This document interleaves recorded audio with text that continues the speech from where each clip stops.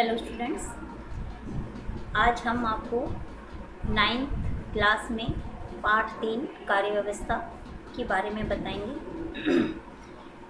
इसमें सबसे पहले कार्य व्यवस्था यानी कार्य को व्यवस्थित रूप से करना, ठीक है, वो उसके बारे में आज पूरी तरह से पूरा डिटेल हम आपको समझाएंगे।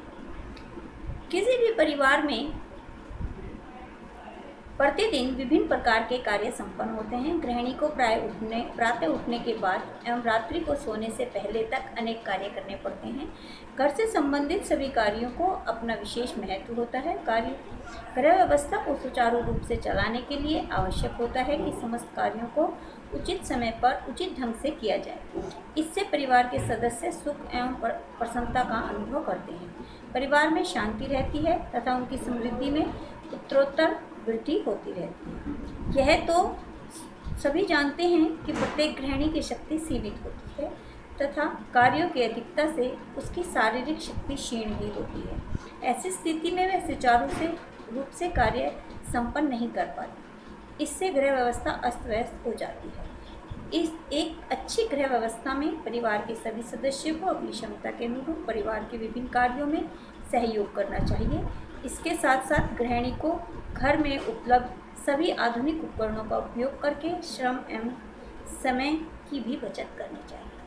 तो बच्चों, इसमें जैसा कि बताया गया है कि सभी गृहिणियाँ, आप अपने घरों में भी देखते होंगे कि आपकी मदर्स जो है हर रोज़ सुबह उठ के काम में लग जाती हैं और शाम तक, रात को सोने तक अनेक प्रकार के काम करती ही रहती हैं।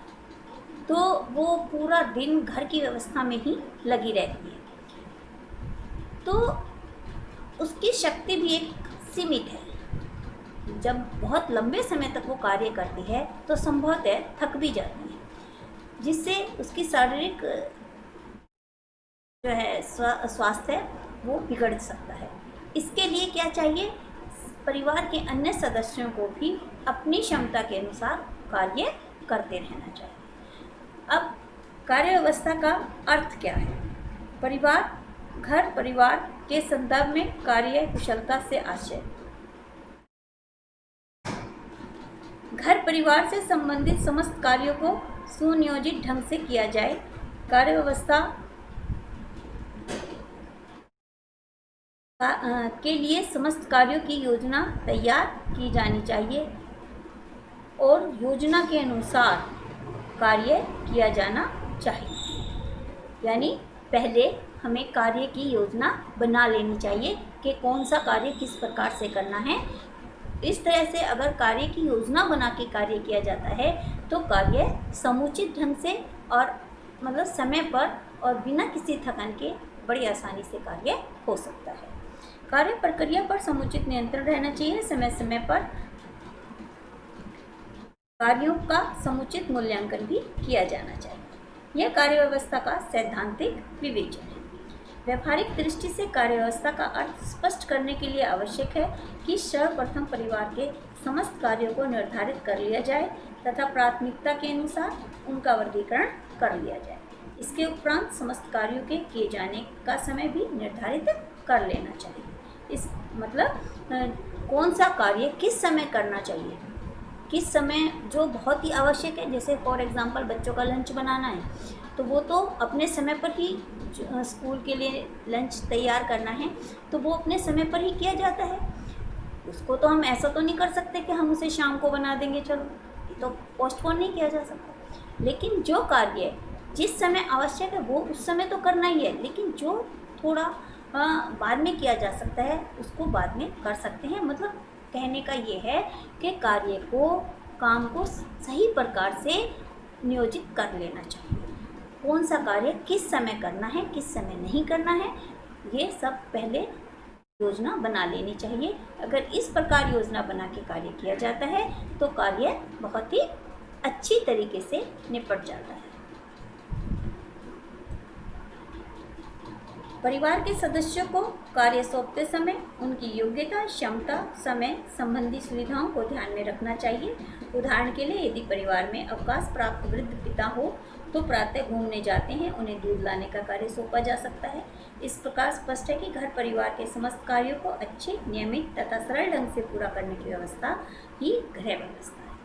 यानी जैसे आपके घर में जो बुजुर्ग हैं, उन्हें वो बहुत भारी कार्य या बहुत मेहनत का कार्य नहीं कर सकते हैं, तो उनको आप जैसे सुबह घूमने जाते हैं, वो उस समय उन्हें दूध लाने का कार्य या शाम को दूध लाने का कार्य, ऐसे छोटे छोटे हल्के फुल्के कार्य उन्हें सौंप सकते हैं। फिर है कार्य व्यवस्था का महत्व।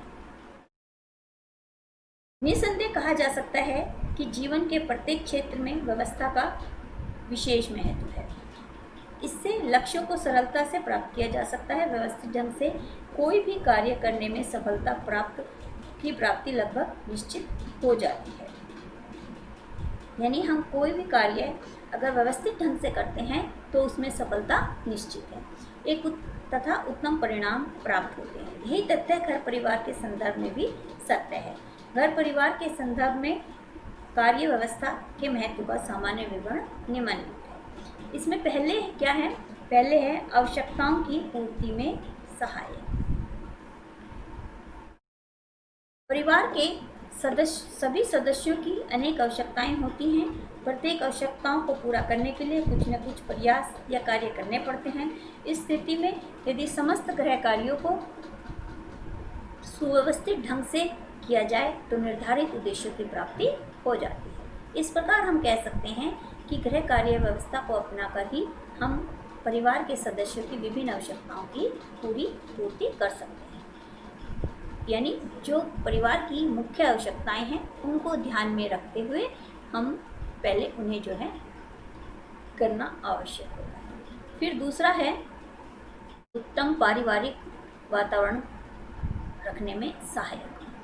यदि किसी परिवार द्वारा उत्तम गृह व्यवस्था के व्यवहार में लागू किया जाए तो परिवार के सभी सदस्यों में कार्यात्मक सामंजस्य बन जाता है। ऐसे परिवार के सदस्यों के आपसी संबंध सौहार्दपूर्ण और सहयोगात्मक रहते हैं तथा सामान्य रूप से पारिवारिक कलह, तनाव, परस्पर विरोध के अवसर नहीं आते। यदि परिवार में कार्य संपूर्ण तरीके से योजनाबद्ध तरीके से होगा तो संभवतः उस घर में लड़ाई झगड़े या कोई अव्यवस्था नहीं होगी।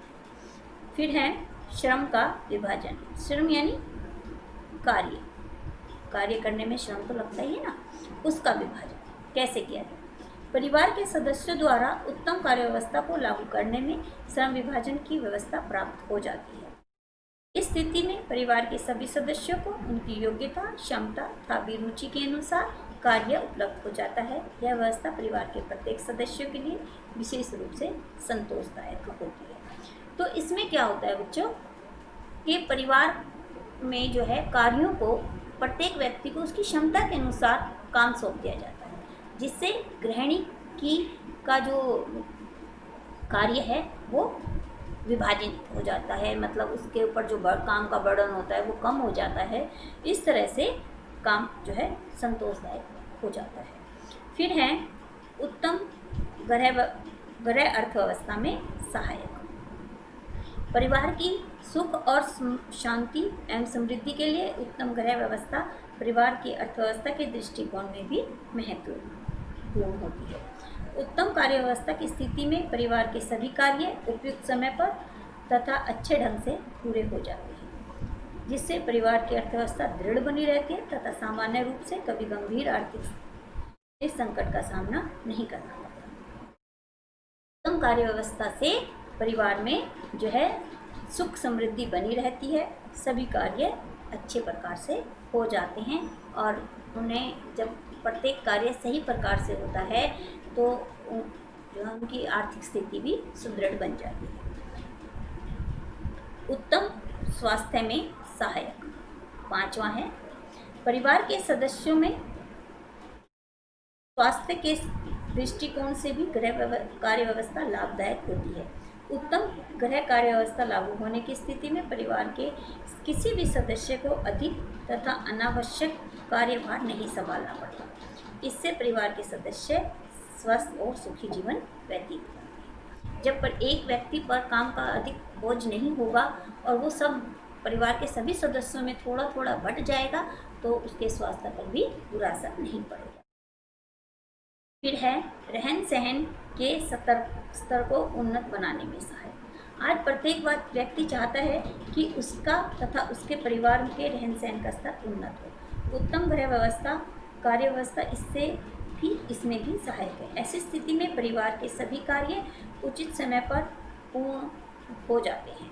इससे अतिरिक्त समय मिल जाने के कारण परिवार के सदस्य अधिक धनोपार्जन कर उनका उत्तम उपयोग कर सकते हैं। इससे परिवार के रहन सहन का स्तर उन्नत होता है तथा उसकी सामाजिक प्रतिष्ठा में भी वृद्धि होती है। तो बच्चों, जब कार्य सही समय पर और सही तरीके से हो जाता है तो परिवार के पास कुछ समय बच जाता है, जिससे वो अपने अन्य कार्य करके जो है धन कमा सकते हैं और उससे उसकी आर्थिक स्थिति सुधर सकती है। फिर है गृह कार्यों का वर्गीकरण। गृह कार्यों का वर्गीकरण से मतलब है बच्चों कि घर के कार्यों का वर्गीकरण, मतलब किस तरह से उन्हें बांटा जाए।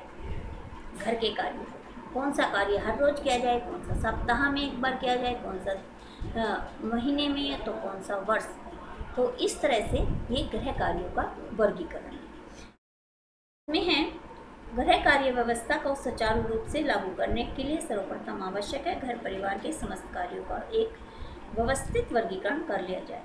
गृह कार्यों का उत्तम वर्गीकरण है दैनिक, साप्ताहिक, मासिक, वार्षिक तथा आकस्मिक कार्य। कुछ कार्य अचानक जो हमें करने पड़ते हैं, जैसे अभी हम दिवाली कोई त्यौहार आ जाता है तो हम आकस्मिक सफाई करते हैं, कोई फंक्शन होता है घर पे तो आकस्मिक कार्य होते हैं उस समय। इन पांचों वर्गों में कार्यों का संक्षिप्त परिचय निम्नलिखित है।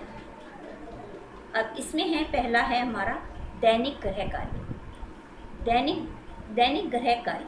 दैनिक गृह कार्य में क्या क्या आते हैं ये देखिए। कुछ गृह कार्य ऐसे होते हैं जिन्हें प्रतिदिन नियमित रूप से करना आवश्यक होता है। इनको दैनिक कार्य की श्रेणी में रखा जाता है।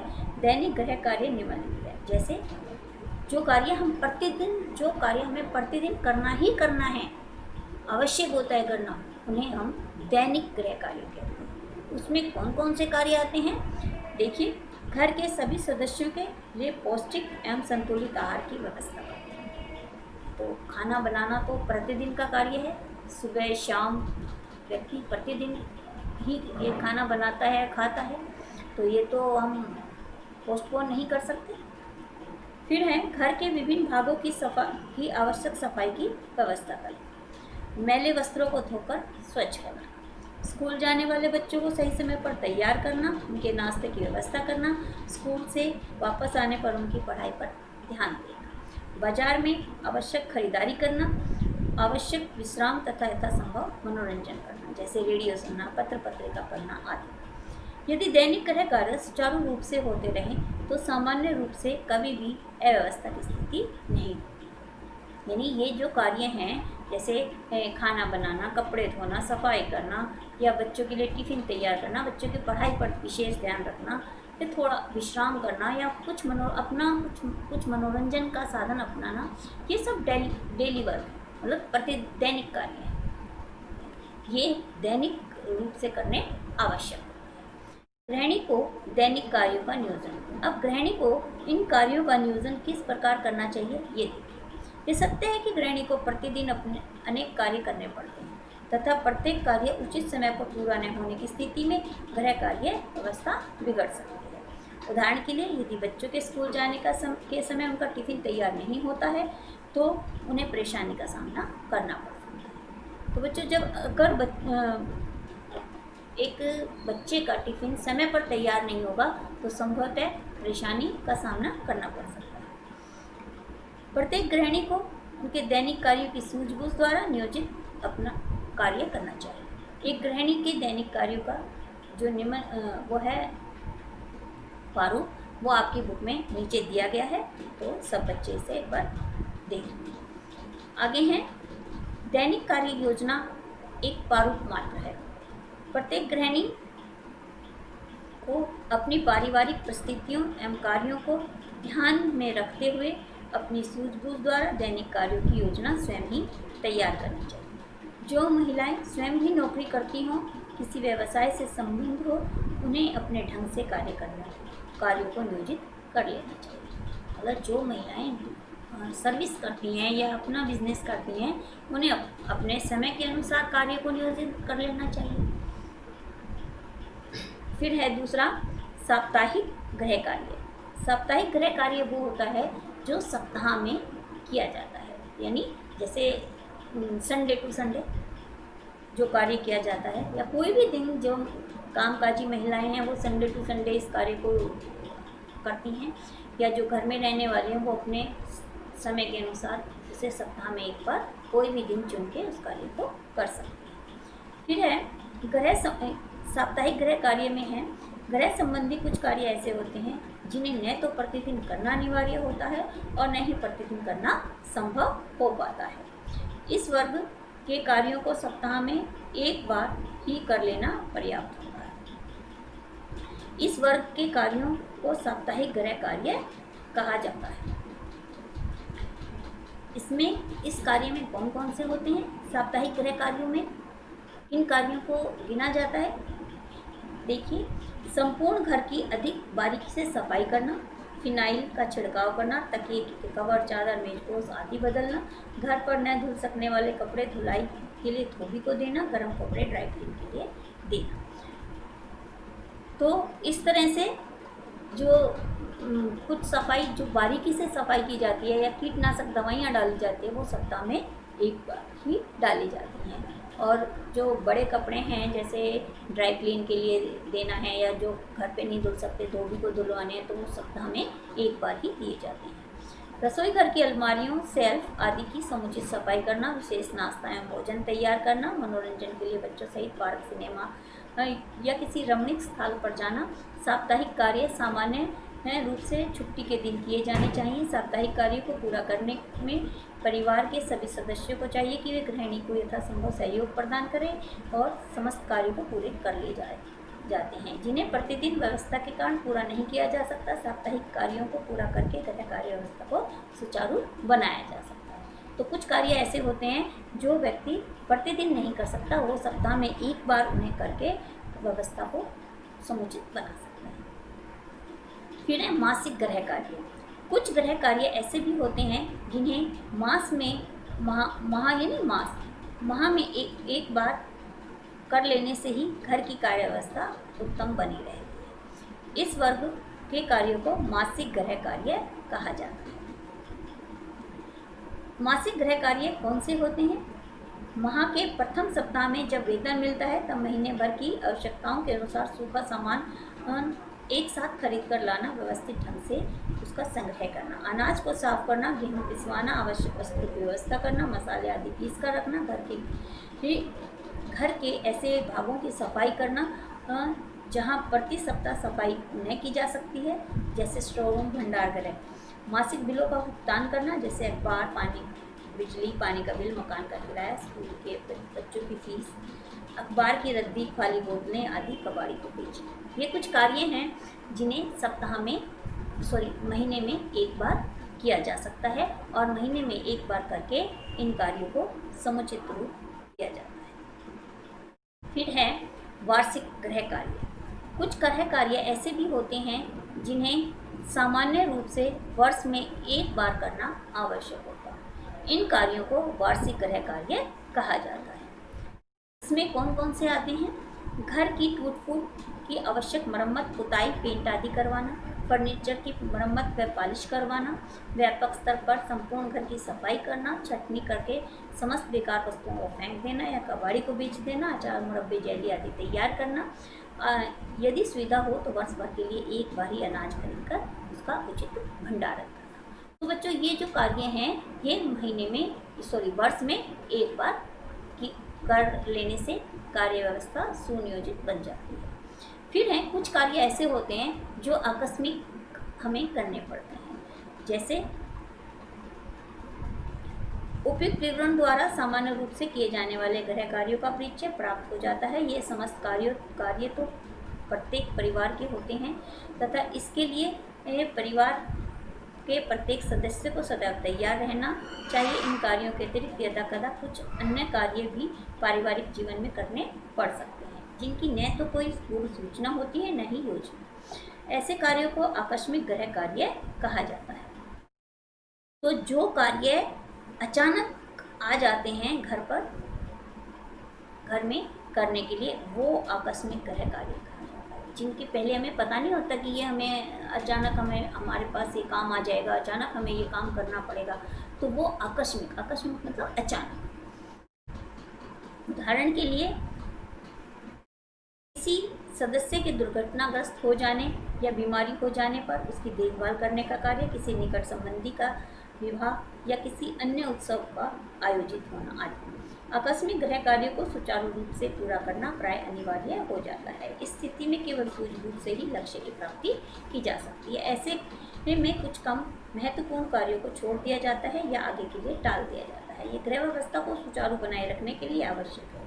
सभी प्रकार के गृह कार्यों को ध्यान में रखा जाता है तथा सभी को समुचित महत्व दिया जाता है। तो बच्चों, ये थे हमारे कार्यों का विभाजन, किस तरह से हम कार्यों का पालन करते हैं। फिर है गृहिणी के कर्तव्य। अब इस कार्य व्यवस्था को नियोजित करने में गृहिणी के क्या कर्तव्य हैं, ये हम इसमें आपको बताएं। कार्य व्यवस्था, गृहिणी के कर्तव्य। गृह कार्यों के सैद्धांतिक वर्गीकरण के उपरांत गृहिणी के सामान्य कर्तव्यों का उल्लेख करना भी आवश्यक है। गृहिणी के समस्त कर्तव्यों को 3 भागों में विभक्त किया जा सकता है। इन तीनों ही कर्तव्यों का विवरण निम्न पर है। तो बेटा, जो गृहिणी के कर्तव्य हैं, इसके बारे में हम अगली वीडियो में आपको बताएंगे। आज के लिए इतना ही। धन्यवाद।